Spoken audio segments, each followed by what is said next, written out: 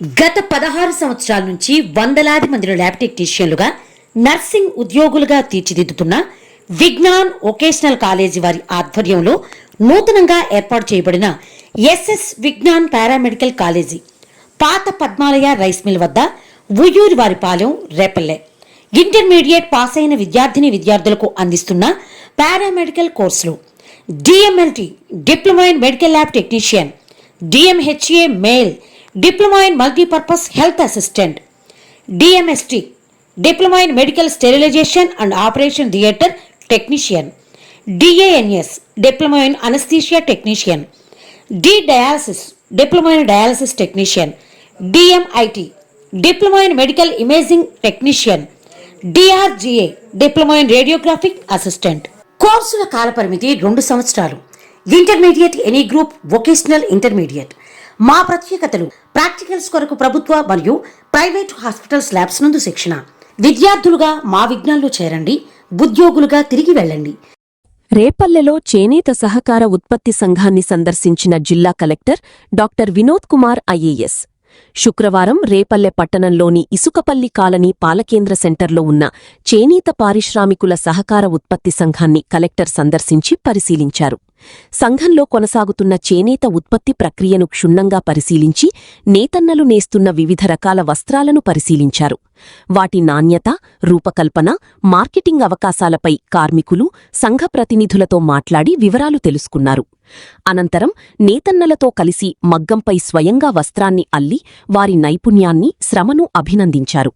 చేనేత అనేది మన సాంస్కృతిక వారసత్వానికి ప్రతీక అని, ఈ రంగాన్ని ప్రోత్సహించడం ద్వారా వేలాది కుటుంబాలకు స్థిరమైన ఉపాధి లభిస్తుందని కలెక్టర్ పేర్కొన్నారు.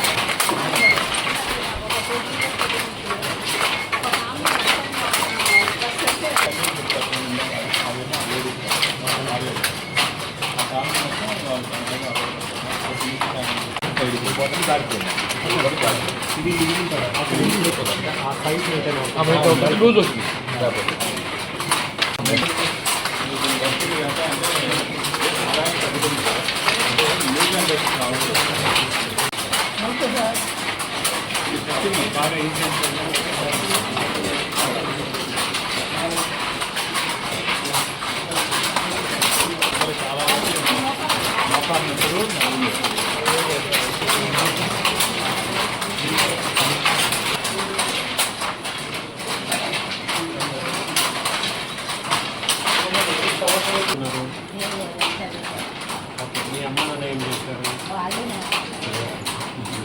మీ భర్త ఎక్కడ కూడా ఆయన పిల్లలు ఏం చేస్తున్నారు?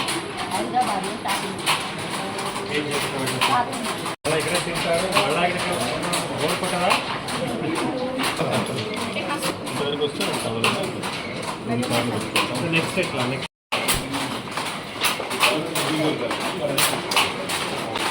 కొంచెం రావున్న వాళ్ళకి రావున్న వాళ్ళకి ఏం చేయాలి?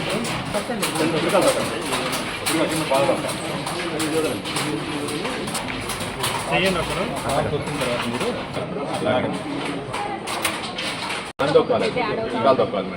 ప్రాక్టీస్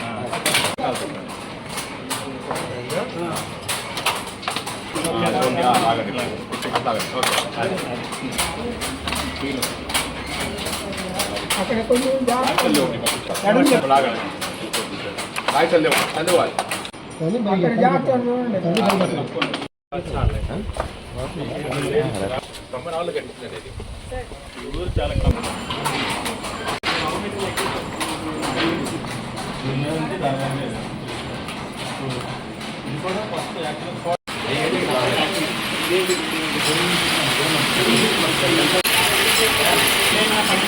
కాకుండా